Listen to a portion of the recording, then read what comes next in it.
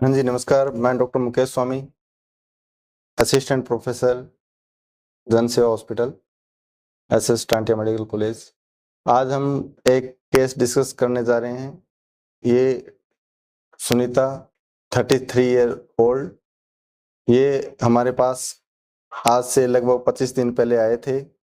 जब previous caesarean with placenta previa दोबारा ultrasound हुआ, same previous caesarean with placenta previa grade 4 में थे। कई बार क्या होता है, प्लेसेंटा प्रीविया मतलब आंवल नीचे होना।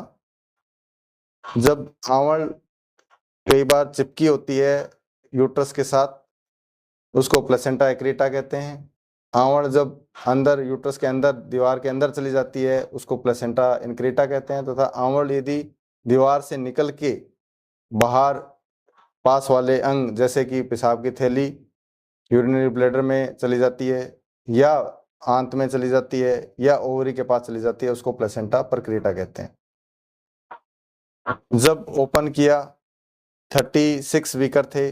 ओपन किया, ओपन करने से बंच ऑफ ब्लड वेसल्स जो ब्लैडर के आसपास नियर यूरिनरी ब्लैडर के आसपास नियर बाई बहुत सारे बंच ऑफ ब्लड वेसल्स थे।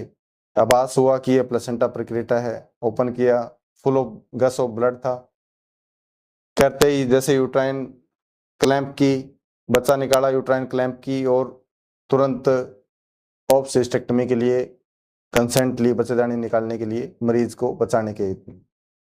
ब्लड लॉस क्योंकि बहुत ज़्यादा होता है इस ऐसे केस में, तुरंत ब्लैडर को सेपरेट किया। वहाँ से उस पार्ट को जो ब्लैडर के अंदर आंवल जा चुकी थी उसको हटाया और वापस ब्लैडर को रिपेयर किया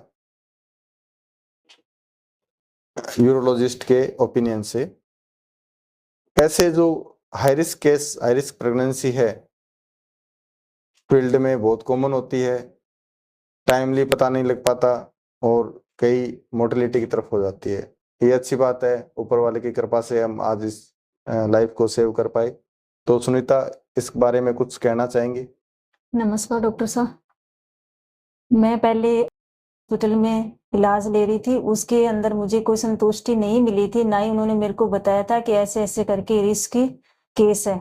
उसके बाद मैंने डॉक्टर मैडम से बातचीत की तो उन्होंने मुझे कहा कि डॉक्टर मुकेश स्वामी जी गंगानगर के सबसे बेस्ट सर्जन और गायनो है, उनसे आप कंसल्ट कर लीजिए। तो मैं अभी 20-25 दिन पहले ही डॉक्टर साहब से मिलने आई थी कि सर मेरे को ऐसे-ऐसे करके प्रॉब्लम है, तो क्या करना चाहिए? डॉक्टर साहब ने मुझे ये कहा था कि आप 15-20 दिन के लिए एक बार वेट कर लीजिए, अगर आपसे टाइम निकलता है तो निकाल लीजिए, अगर नहीं निकलता है तो उसके बाद अपने सर्जरी वगैरह या डिलीवरी करवा देंगे। जब मैं हॉस्पिटल में आई थी तो मुझे ऐसा फील हो रहा था कि पता नहीं डॉक्टर साहब कैसे होंगे। जब मिली तो मुझे बहुत अच्छा फील हुआ और उसके बाद में जब सर ने मेरी डिलीवरी के लिए मुझे ओटी में लेके गए थे, तो वहाँ जैसे-जैसे उन्होंने कंडीशन थी मेरी, ये मेरे को बताते रहे कि ऐसे-ऐसे कंडीशन है और ये आपकी प्रॉब्लम हो रही है, तो मुझे बिल्कुल भी डर नहीं लगा था इनके सामने। और उन्होंने मेरी इतनी अच्छी केयर करके ओटी से मुझे लेके आए थे ना, तो मैं इनका शुक्रिया कभी भी नहीं भूल सकती, क्योंकि एक माँ जन्म दे सकती है, पर उन्होंने मेरे को बहुत अच्छी ज़िंदगी उन्होंने दी है, इसको मैं कभी नहीं भूलूँगी। हॉस्पिटल का एक्सपीरियंस भी मेरा बहुत अच्छा रहा था, मुझे किसी भी तरह की कोई प्रॉब्लम नहीं हुई थी। धन्यवाद। धन्यवाद, नमस्कार।